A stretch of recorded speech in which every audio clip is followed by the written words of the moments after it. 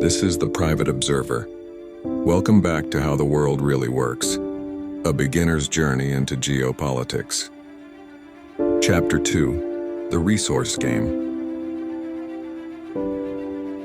Previously in How the World Really Works, we explored how geography shapes a nation's fate, how rivers, mountains, and oceans decide who becomes powerful and who remains vulnerable. But geography alone isn't enough. Land gives form to a nation, but what's buried beneath it or flowing through it decides how long that nation can survive. Because power in the end is never just about armies or borders. It's about what a country owns and what it lacks. The price of thirst, US and Mexico. Take a look at the southern edge of the United States, the Colorado River winding its way through the desert. It once gave life to cities and farmlands across both nations, but now it's shrinking. Decades of overuse, rising temperatures, and endless demand have turned the river into a symbol of scarcity. For years, the US and Mexico have shared it through treaties and negotiations. But treaties mean little when there's no water left to share. In 2023, farmers on both sides of the border found themselves praying for the same rain clouds. Each harvest lost means more tension. Each dry season means another difficult conversation between neighbors. The same river that once united two countries now threatens to divide them. And in this game, the resource game, cooperation is as fragile as the waterline itself.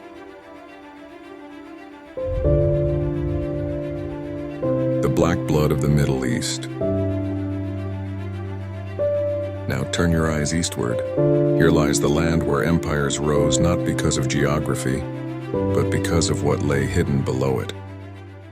Oil, the black blood of modern civilization. It transformed barren deserts into cities of glass and gold. It bought influence, power, and sometimes corruption. The Middle East learned early that whoever controls energy controls leverage. Oil brought wealth, but also war. It gave rulers power, but made nations addicted to it. And now, as the world begins its slow turn toward renewable energy, a silent anxiety grows. What happens to a kingdom when the world stops buying what made it rich? Some invest in tourism, in technology, and global finance. Others hold tighter to the past. But the clock is ticking, and the resource that once defined the century may soon define its end. The Green Rush, New Frontiers of Energy. The next frontier of power is already here. It's not coal, not oil, not gas. It's lithium, nickel, and cobalt.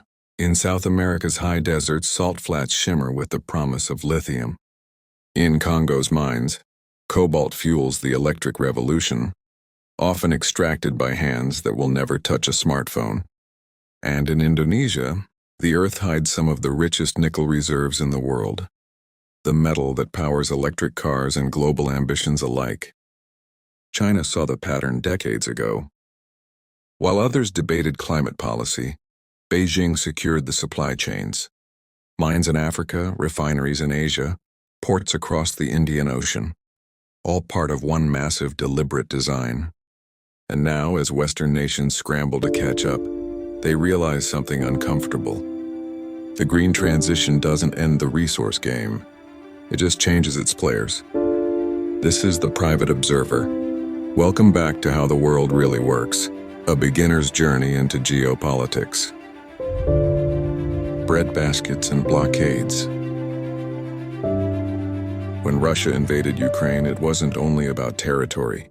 It was also about grain. Ukraine, one of the world's biggest food exporters, turned overnight from a breadbasket into a battleground. Wheat shipments stopped. Ports were blockaded. The price of bread rose in Egypt, Lebanon, and across Africa. Countries thousands of miles away began feeling the hunger born from a war they didn't start. And that's the quiet truth of modern conflict. You don't need to drop bombs to starve nations.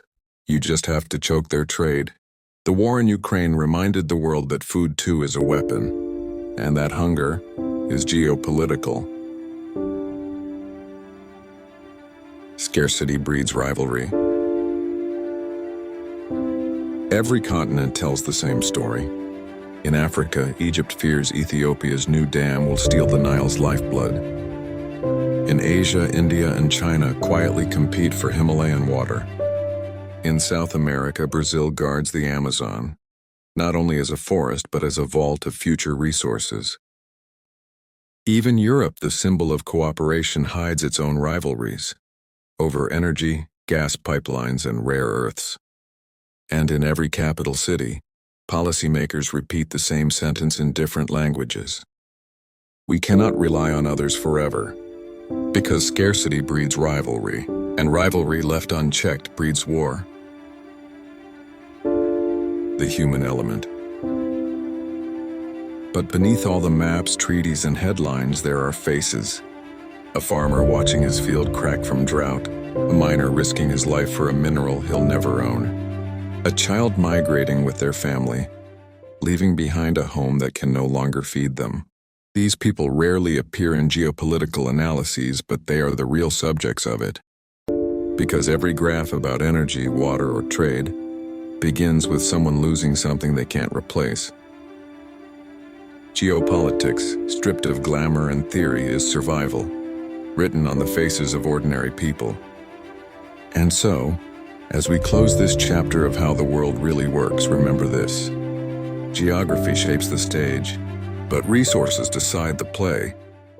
The nations that adapt, that innovate, conserve, and share will thrive. Those that cling to old power will find that even the richest oil well, the deepest mine, or the largest dam can run dry. Because in the end, power isn't what you take, it's what you can sustain.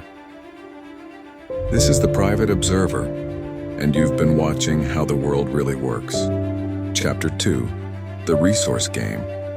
If this story helped you see the world a little differently, remember to like, share, and subscribe so we can continue our journey together. Next week, we move from survival to strategy, to a new kind of power that doesn't need armies or invasions. Join me for the next chapter, Power Without War.